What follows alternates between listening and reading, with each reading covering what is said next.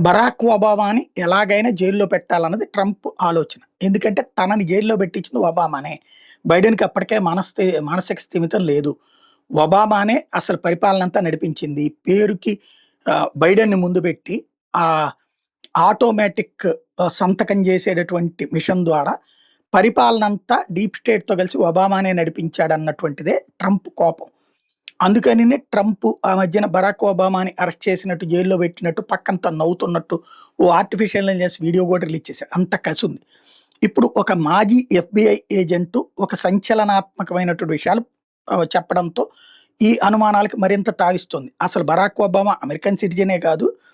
అతను సీఐఏ తయారు చేసినటువంటి పొలిటికల్ ఆపరేటివ్, అంటే సీఐఏ రాజకీయాల కోసం, తీవ్రవాదం కోసం ఇట్లా రకరకాలోళ్ళని తమ తరపున మనుషుల్ని పెడతది. ఈ సీఐఏ నడిపిస్తోంది డీప్ స్టేటు.